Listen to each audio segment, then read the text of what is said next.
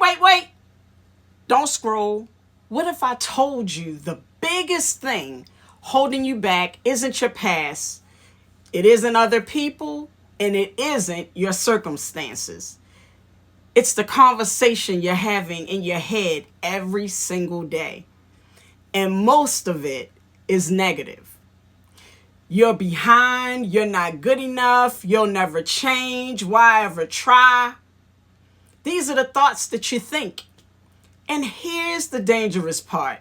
You actually believe it. But listen to me clearly. Just because you think it does not mean it is true. Proverbs 23:7 says, "For as he thinks in his heart, so is he." And that scripture simply means that your thoughts are shaping your identity. What you repeatedly believe about yourself becomes the lens through which you live your life. If you think you're capable, you'll act like you're capable. If you think you're defeated, you will live defeated. And psychology actually confirms this.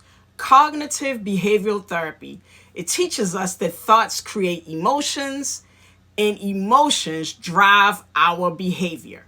So if your thoughts are negative, your life will start reflecting that negativity. But here's where your power comes in. 2 Corinthians 10:5 says, "Bringing every thought into captivity to the obedience of Christ." This means that you don't have to accept every thought that shows up in your mind. You arrest it, you question it, you examine whether it aligns with God's truth. And you are not required to agree with every thought your mind produces. When the thought says, "You always fail," you respond, "That's not a fact, that's a fear." When the thought says, "You're not enough," you replace it with Psalm 139:14, which says, "I am fearfully and wonderfully made." It's one of my favorite scriptures.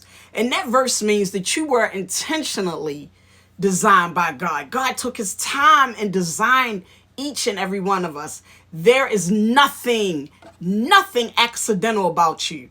And your value was established before any mistake you ever made. So when the thought says you can't handle this, you replace it with Philippians 4:13, which says, "I can do all things through Christ who strengthens me." That scripture doesn't mean that life will be easy. It means that when you are facing it alone or by yourself, that God gives you strength to get through it. And also in Romans 12:2, it tells us to be transformed by the renewing of your mind.